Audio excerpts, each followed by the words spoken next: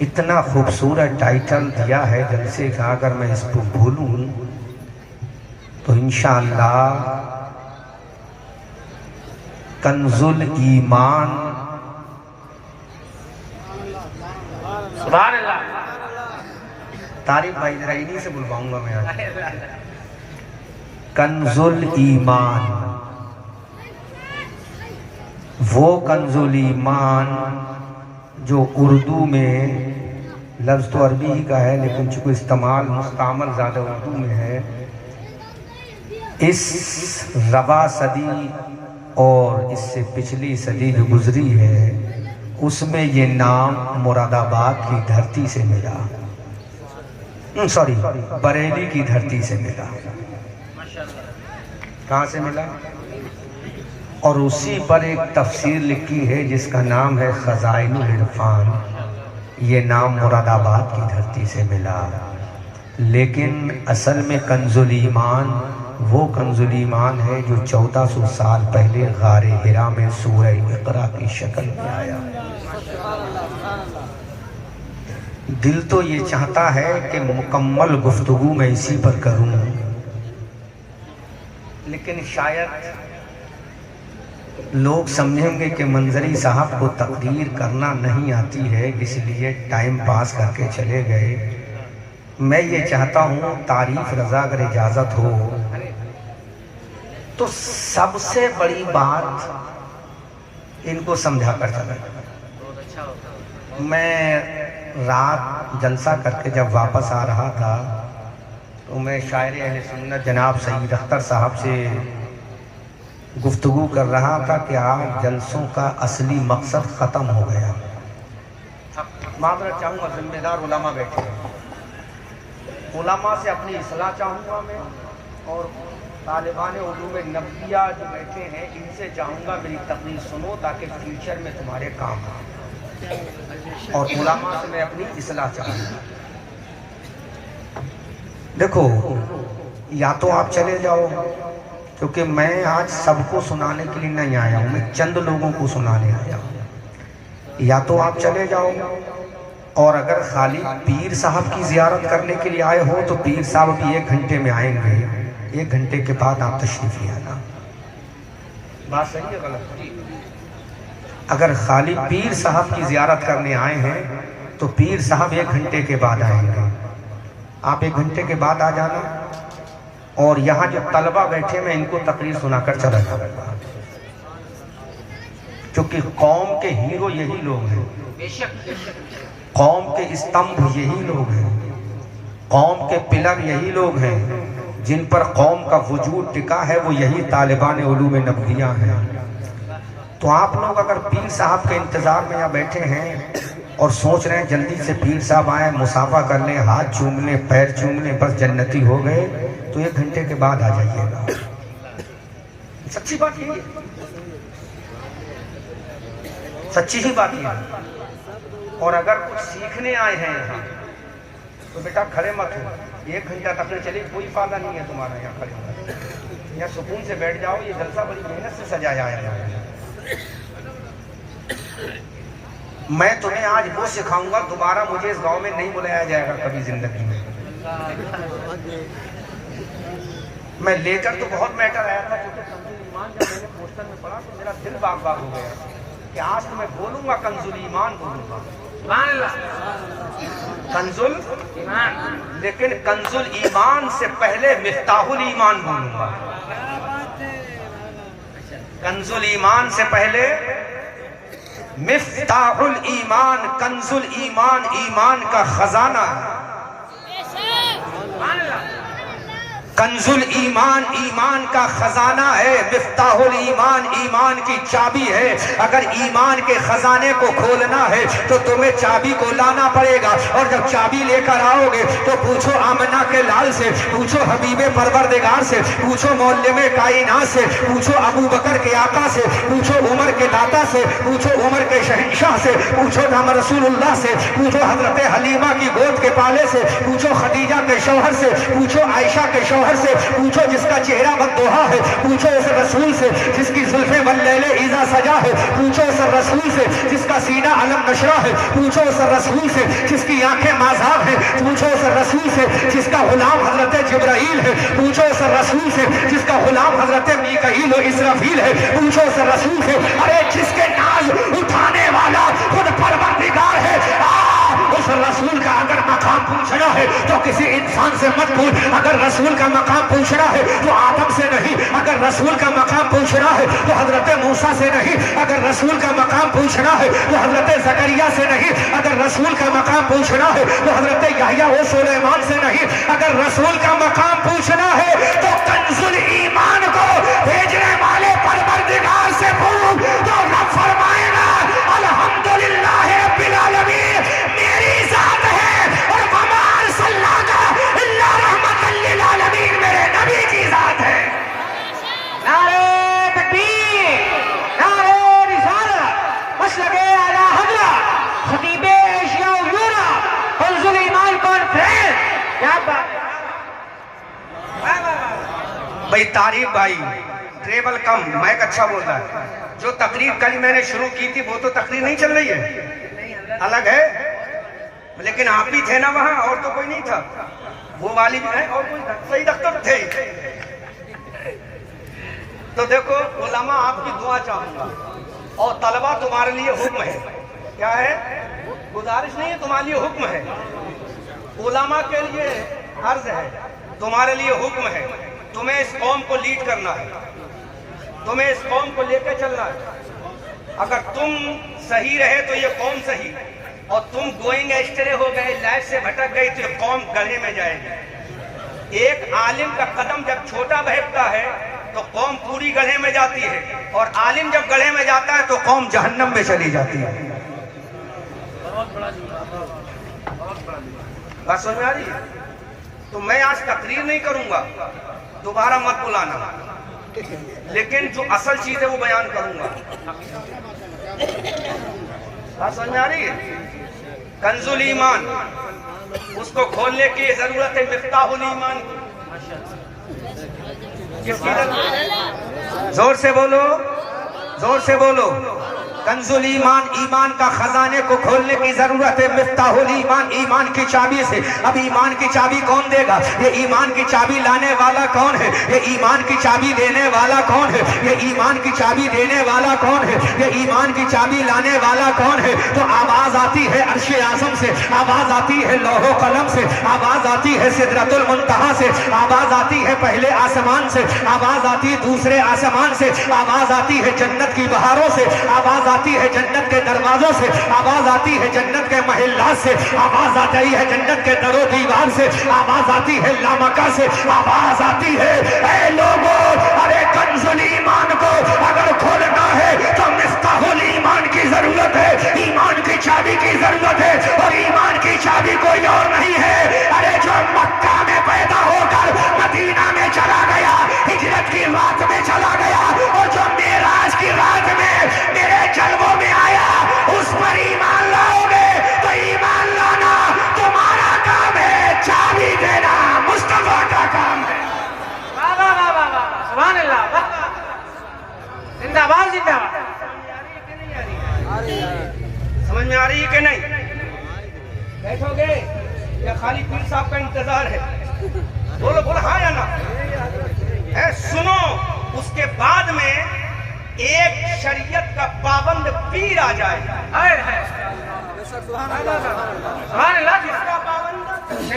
खानदान बयान मत करो। खानदान अगर बात होती तन्हा खानदान की तो नूह पैगंबर का बेटा जहन्नमी ना होता। बोलो बोलो बोलो। ओनली खानदान की बुनियाद पर अगर फजीलत होती तो मेरे नबी का चचा अबू लहब जहन्नमी ना होता। बोलो बोलो बोलो बोलो। अरे खानदान की अगर बात होती तो नबी का घरवाला जहन्नमी ना होता। अरे बात यहाँ खानदान की नहीं है, हबशा का रहने वाला बिलाल है, नबी के कदमों में आ गया तो नबी ने पकड़ के काबे की छत पे खड़ा करके ऐलान कर दिया, अरे मेरी नजर में खानदान नहीं देखा जाता, अल्लाह रसूल की मोहब्बत देखी जाती।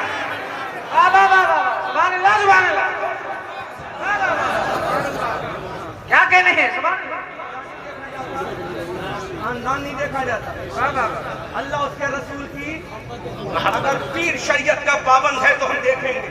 और शरीयत का पाबंद नहीं, किसी भी खानदान का कोई लेना देना नहीं। बोलो, सैयद अबुल हुसैन अली नदवी का नाम सुना है? टाइटल क्या लगा है उसके आगे? जवाब दो, तारीफ रजा। सैयद अबुल हुसैन अली नदवी जो वहाबियत का फाउंडर है, क्या लगा है? बोलो, लगा के नहीं? लगा के नहीं? तो हर सैयद जन्नती नहीं है। बेशक बेशक। हर सैयद जन्नती, हर सैयद जन्नती जो हरामी था वो भी यही लगाता था लखनऊ का। लगाता था क्या नहीं? है ना? यही तो लगा सैयद वसीम हुसैन रज़वी।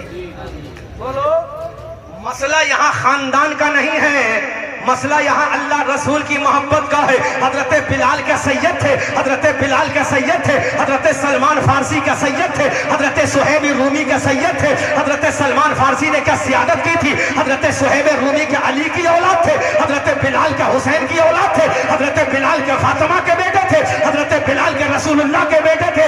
नहीं, उमैया के कोड़े हजरत बिलाल ने खाए तो मेरे रसूल ने कह दिया, ऐ बिलाल, उमैया की जुल्म बर्दाश्त करना तेरा काम है। काबे की छत पे खड़ा करके अजान दिलाकर सुबह कयामत तक के मुअज्जिनों का इमाम बनाना मेरा काम है। नारे तकबीर, नारे रिसालत, मसलके आला हज़रत, इश्क़े मुस्तफा, इश्क़े मुस्तफा, गुलामाने मुस्तफा, हक़्क़े खिताबत। वाह वाह वाह वाह, सुभान अल्लाह। हमारी जमात भी यही सुनना चाहती है, लेकिन वजह क्या है? हमारी जमात कहीं ना कहीं थोड़ी डर जाती है आजकल के पीढ़ियों से।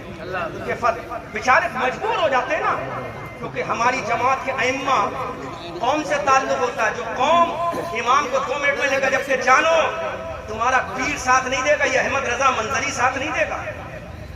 अगर तू मरेगा तो तेरी नमाज जनाजा पढ़ाने के लिए ही इमाम आएगा। हक है, हक है।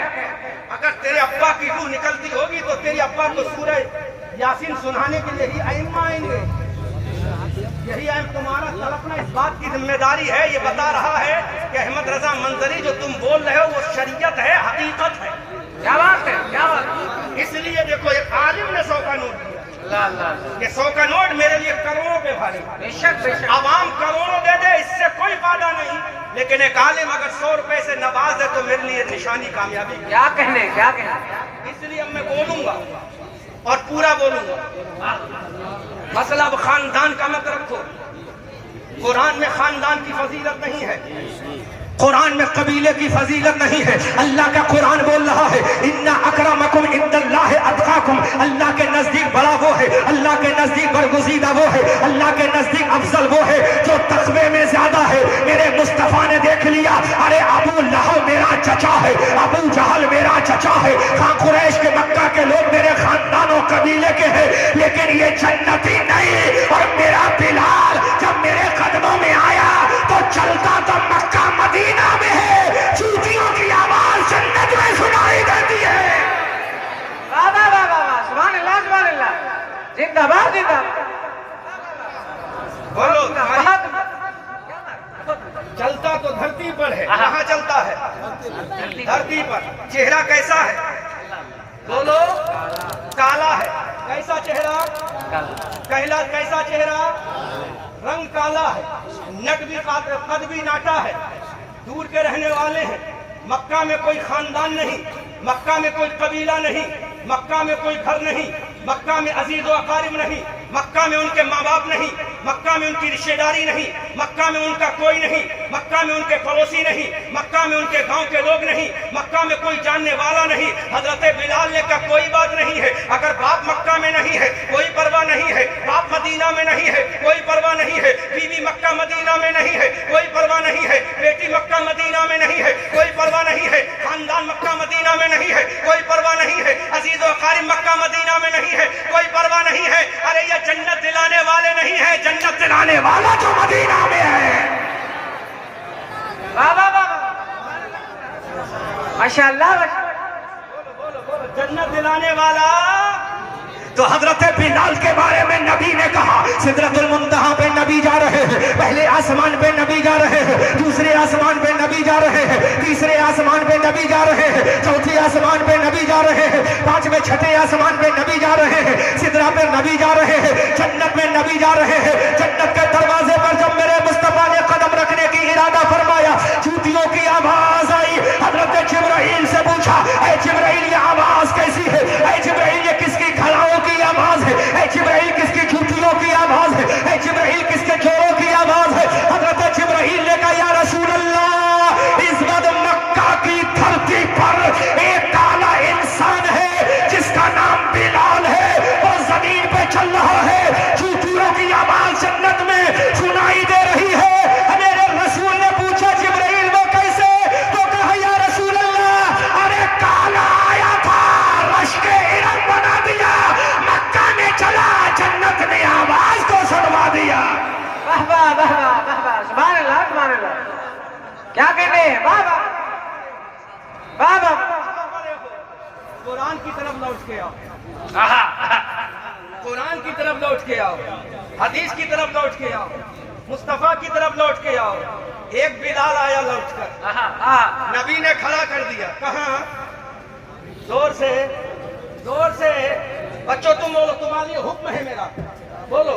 कहाँ खड़ा किया? किसने खड़ा किया? क्या अबू बकर नहीं थे? अल्लाह अल्लाह अल्लाह। और अबू बकर कौन? Who is the Abu Bakr? वो इसका अबू बकर। कौन है Abu Bakr? Chief justice court of the Mecca is Abu Bakr. Mecca की अदालत का सबसे बड़ा चीफ जस्टिस है अबू बकर।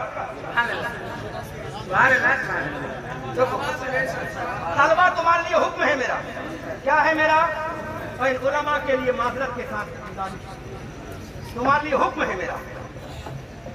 कहाँ का? हिंदुस्तान के सुप्रीम कोर्ट का, इलाहाबाद हाई कोर्ट का, मक्का की अदालत। कहाँ का? तकलीफ कर दी तो नहीं पड़ रही है? अरे कोई फर्क नहीं, इतना मोटा नजराना नहीं है कि आप दोबारा नहीं बुलाओगे, फिर बुला लो। हाँ, ये ताज मोहम्मद साहब की मोहब्बत में आया हूँ, और तारीफ रजा ने तो इतनी मेहनत की है बुलाने, बहुत ज्यादा। अल्लाह सलामत रखे तुम्हारी मजबूरियत को। झूमता है। Who is the Abu Bakr? कौन है अबू बकर? मक्का की अदालत का काजी है अबू बकर। मक्का की अदालत का, जोर से बोलो, मक्का की अदालत का, जोर से बोलो। रट्टू तकरीर सुनने वालों, है ना, अंधभक्ति करने वालों, जब तक अंधभक्ति करते रहोगे, you can't get success in your life in the world any how. ये अंधभक्ति की देन है कि आज 100 साल पहले चला, पीछे चला गया। समझ में आ रहा है? समझ में आ रहा है कि नहीं आ रहा है? मक्का की अदालत का चीफ जस्टिस है अबू बकर, मक्का का काजी है अबू बकर, शहर मक्का का सबसे बड़ा पैसे वाला है अबू बकर। इतना ही नहीं, अब जो जुमला बोला तारीफ रजा, मक्का का सबसे ज्यादा पैसे वाला है अबू बकर, और मक्का में सबसे पहले कंजुल ईमान को लाने वाले आमना के लाल पर जो ईमान लाया वो है अबू बकर। जिसने पहले कलमा पढ़ा वो है अबू बकर। जिसने नबी को सीने से लगाया वो है अबू बकर। जिसने कुरान को सीने में बसाया वो है अबू बकर। जिसने नमाज को पहले पढ़ा वो है अबू बकर। जिसने तौहीद को पहले माना वो है अबू बकर। जिसने काबे में अजमत का ऐलान कराया वो है अबू बकर। जो नबी के साथ सफर में रहा वो है अबू बकर। जो नबी के साथ हदर में रहा वो है अबू बकर। जो गारे सौर में नबी के साथ रहा वो है अबू बकर। जो मस्जिद नबी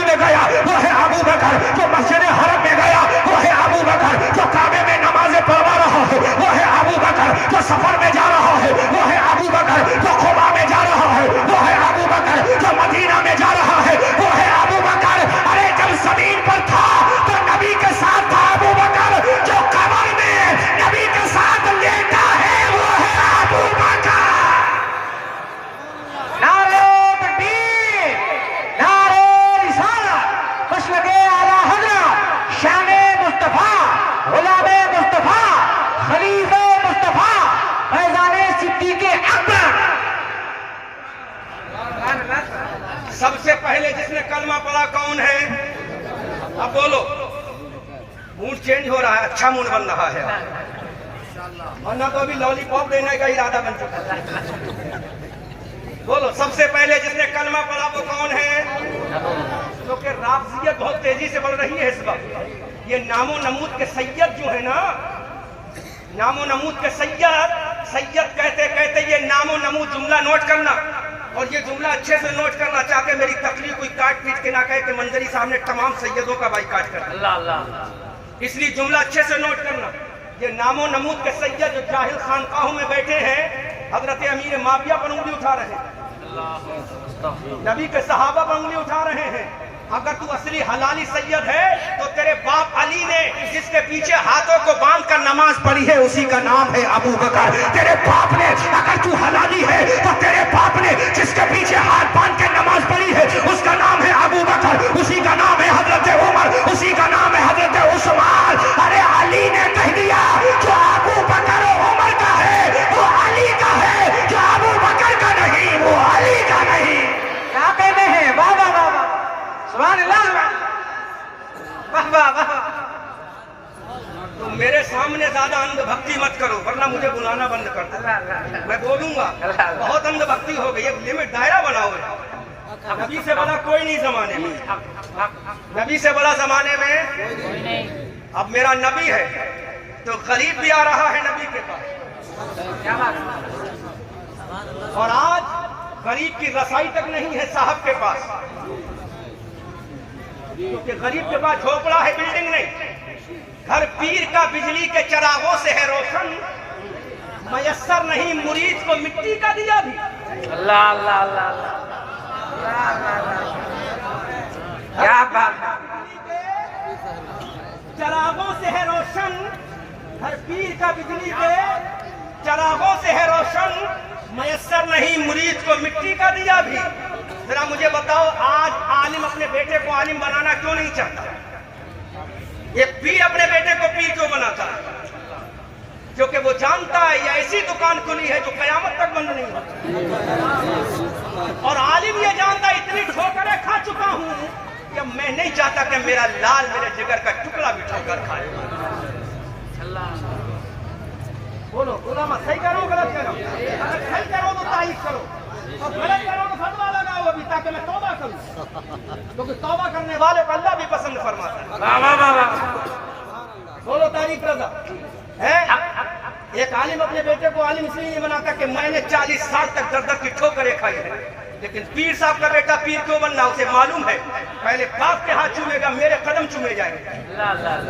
जरूरत क्या है काम करने की, जरूरत क्या है बुखारी पढ़ने की, जरूरत क्या है तिरमिजी पढ़ने की, जरूरत क्या है उलमा की जूतियों को उठाने की। जब कौम ऐसी ही अंधभक्ति में लगी है तो जरूरत क्या है? लेकिन नहीं नहीं, मेरे हुसैन से बड़ा कोई सैयद नहीं था, मेरे हुसैन से बड़ा कोई सैयद नहीं था। अरे दुनिया में अगर कोई सैयद बना है तो हुसैन की वजह से बना है, अगर कोई सैयद बना है तो हसन की वजह से बना है, अगर सैयद बना है तो फातिमा की वजह से बना है, अगर कोई सैयद बना है तो ज़ैनुल आबिदीन की वजह से बना है, अगर कोई सैयद बना है तो रसूलुल्लाह की बुनियाद पर बना है। अरे वो सैयदों का बाप इमाम हुसैन करबला के मैदान में कभी अब्बास अलंबरदार को शहीद करा रहा है, कभी ओलो मोहम्मद का गला कटता हुआ देख रहा है, कभी सकीना को प्यास से तड़पता हुआ देख रहा है, कभी उम्मे रुबाब को सिसकता हुआ देख रहा है, कभी शहरवालों का कलेजा तड़पता हुआ देख रहा है, कभी कासिम की जवानी को लुटता हुआ देख रहा है, कभी ओलो मोहम्मद का लिथड़ा हुआ खून में लाशा देख रहा है, कभी हम शबी है पैगंबर अली अकबर का कटा हुआ सर देख रहा है, कभी कासिम की जवानी का लाशा देख रहा है।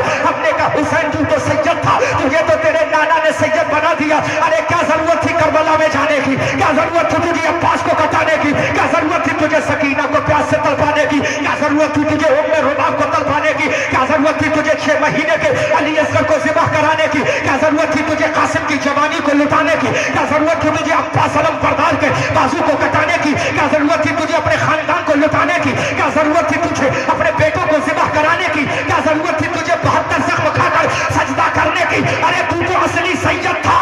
तो मेरे हुसैन ने कहा अरे मैं सैयद था, इसीलिए तो ये कुर्बानियां दी है, जो कि सैयद बनाना रसूल का काम है, कुर्बानी देना हुसैन का काम है।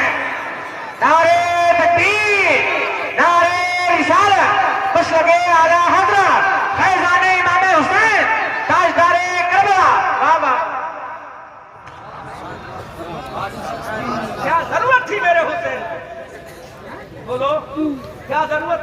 हुसैन को, लेकिन हुसैन ने कहा खाली सैयद बनने नहीं आया हूं।